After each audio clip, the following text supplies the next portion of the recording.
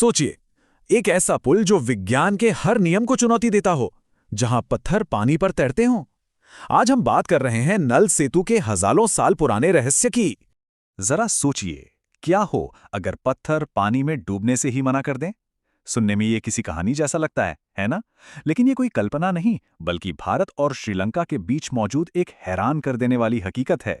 असल में भारत और श्रीलंका के बीच समंदर में एक ऐसा रास्ता है जो तैरते हुए पत्थरों से बना है। और ये पत्थर आज से नहीं बल्कि हजारों सालों से तैर रहे हैं। इसी को नल सेतु या राम सेतु के नाम से जाना जाता है। तो आखिर इस पुल में इतना खास क्या है?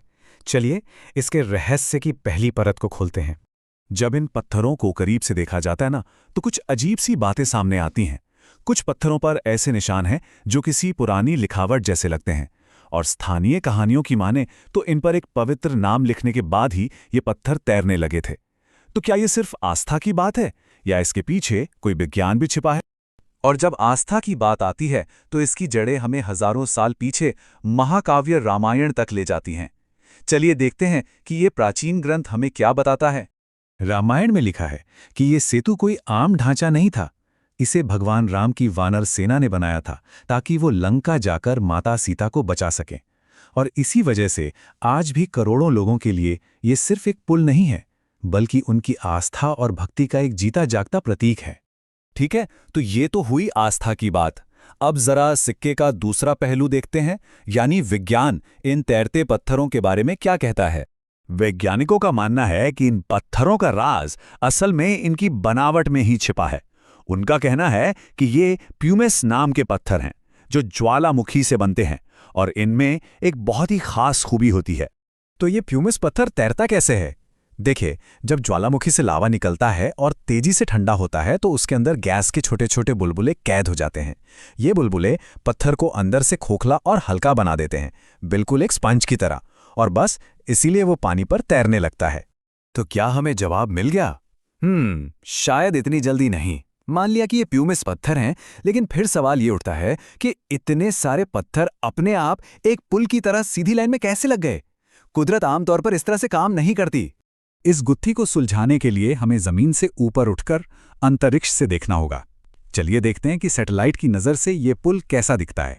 जब नासा जैसी स्पेस एजेंसीज ने सैटेलाइट से तस्वीरें लीं तो एक हैरान करने वाली चीज़ सामने आई। ये पत्थरों का कोई बिखरा हुआ ढेर नहीं है, ये तो एक सीधी करीब 30 किलोमीटर लंबी लाइन है जो देखकर ही लगता है कि इसे किसी ने बनाया है। तो यहीं पर आकर सारी बहस अटक जाती है।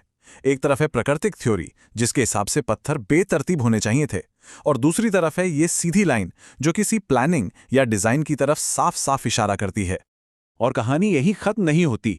जब गोताखोरों ने पानी के नीचे जाकर देखा तो मामला और भी पेचीदा हो गया। उन्होंने पाया कि ये सिर्फ पत्थरों का ढेर नहीं है, कुछ जगहों पर तो नीचे रेत की एक परत बिछाई गई है और फिर उसके ऊपर चट्टानों को रखा गया है। ये किसी प्राकृतिक घटना जैसा नहीं, बल्कि एक सोची समझी इंजीनियरिंग जैसा लगता है। तो आखिर हम पहुंचे कहां? हमारे पास एक प्राचीन कथा है, एक वैज्ञानिक थ्योरी है और सैटेलाइट से मिले सबूत भी हैं, पर जवाब मिलने के बजाय सवाल और भी गहरे होते जा रहे हैं। सोचिए, अगर ये पूरी तरह से कुदरती है तो फिर इसकी बनावट इतनी सीधी एक लाइन में और लगातार कैसे हो सकती है? कुदरत ऐसे परफेक्ट ज्यामिति आकार नहीं बनाती। और अगर इसे इंसानों ने बनाया था तो जरा सोचिए, हजारों साल पहले उनके पास ऐसी कौन सी टेक्नोलॉजी थी? ये तो इंजीनियरिंग का एक ऐसा करिश्मा होगा जिसे आज भी बनाना लगभग नामुमकिन है।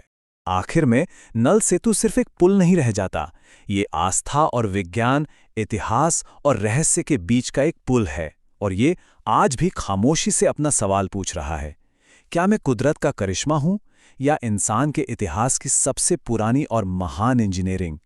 शायद इसका जवाब हमेशा इन लहरों में ही कहीं छिपा रहेगा।